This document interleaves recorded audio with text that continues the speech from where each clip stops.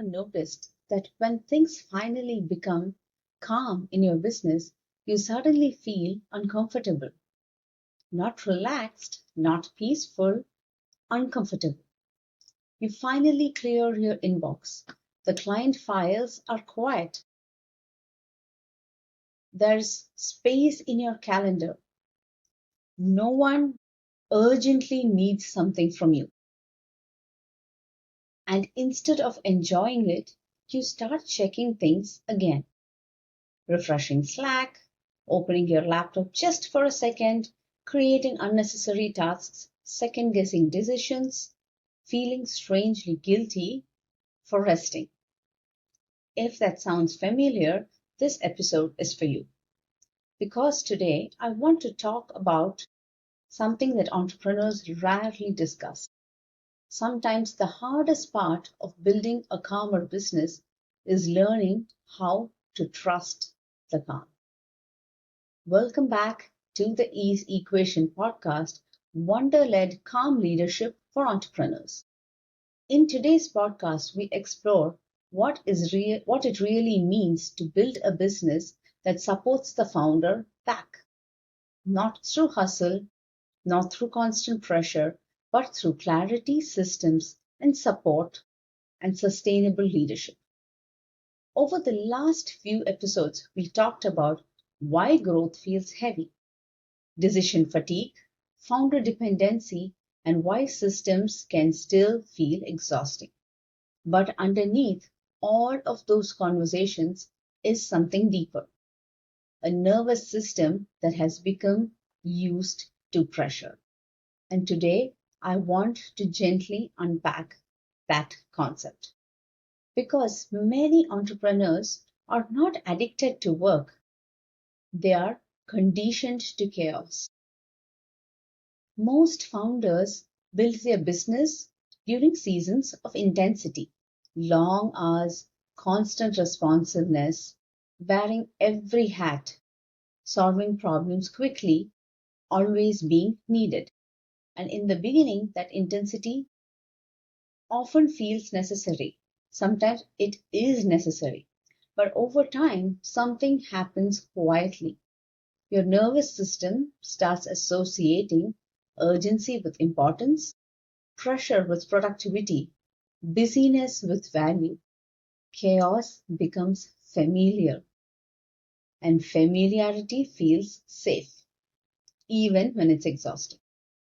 This is why many entrepreneurs struggle during calm seasons, because calm feels unfamiliar, and unfamiliar can feel unsafe. Not logically, but psychologically. Your body has spent years adapting to notifications, deadlines, last minute pivots, constant decision making. So when that stimulation disappears, your system doesn't immediately interpret it as peace. Sometimes it interprets it as something must be wrong.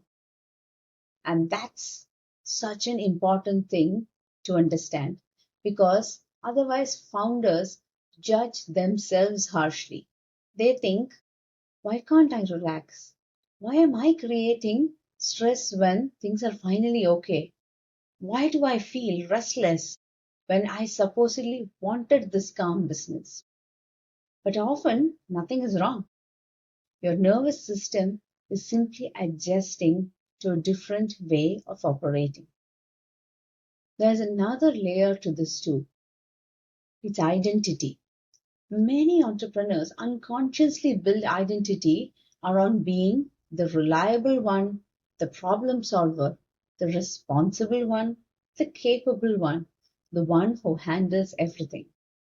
And when your identity is deeply tied to usefulness, stillness can feel uncomfortable. Because if you're not solving something, fixing something, responding to something, who are you in that moment? That's especially true for founders who spent years being praised for hardworking, being available, doing more than everyone else. At some point, productivity stops being a behavior. It becomes your self-worth. And this is why some entrepreneurs feel guilty resting, because rest feels emotionally undeserved, even when they are exhausted.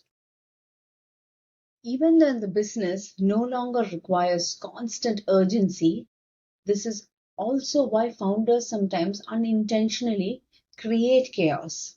Not consciously, but because chaos feels familiar, and familiarity feels easier than learning a completely new leadership rhythm.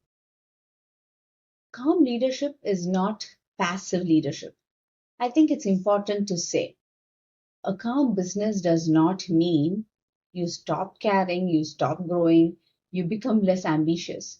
It means your leadership is no longer fueled by that constant adrenaline. You stop operating from reaction, hypervigilance, urgency, and begin operating from clarity, intentionality, and capacity. That shift feels very different internally because calm leadership requires trust, structure, boundaries, and support. And honestly, it often requires grieving that old version of leadership that got you here. The version that survived through overfunctioning. The version that believed if I hold everything together myself, the business will survive. That version deserves compassion because it probably did protect the business at one stage.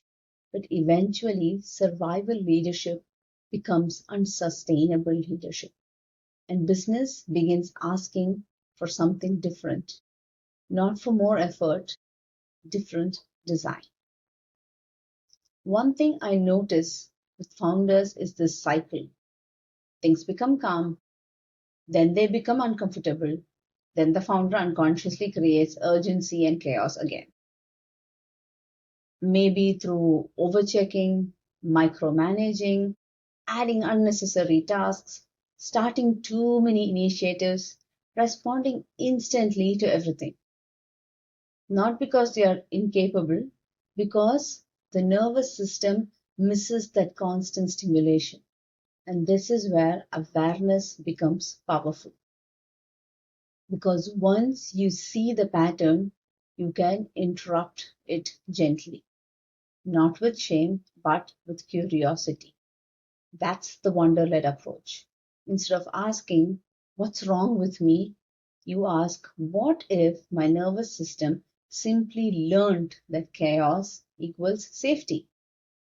That question creates compassion for the problem and yourself. And compassion creates space for change. Learning to trust calm is a leadership practice.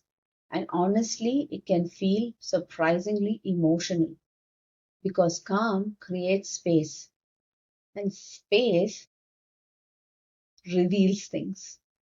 It reveals the fatigue you've ignored, needs you have postponed, decisions you've delayed, parts of you that only existed in survival mode. But it also creates possibility. Creativity returns in calm. Strategic thinking returns in calm. And presence returns in calm. When your nervous system is no longer constantly scanning for problems, you finally have capacity to lead differently. That's the real goal here. Not perfect systems, not flawless productivity, but leadership that feels sustainable to live inside. So I want to leave you with a few questions today. What if calm isn't laziness? What if slowing down isn't failure? What if your discomfort with stillness is not proof that you're doing something wrong, but proof that your nervous system is learning a new way to lead? And maybe the deeper question is this: what would change in your business if calm no longer felt suspicious? Sit with it, think about it. because your answer may reveal more than any productivity strategy ever could. And if this episode resonated, I invite you to try the 15-minute Founder Fog Suite. It's a simple diagnostic I've created to help founders identify the invisible loads draining their leadership capacity: mental load, decision load, and responsibility. Because often the pressure you feel is not just operational, it's neurological, it's emotional, it's structural. And awareness is the first step towards redesign. You'll find the link to it below. Thank you for being here with me today. And if no one has reminded you lately, you do not need to stay in survival mode to be a strong leader. Calm leadership is not the absence of ambition. It's ambition supported by clarity, structure, and nervous system safety. Until next time, remember, ease is not something you earn after burnout. Ease is not something you earn after burnout.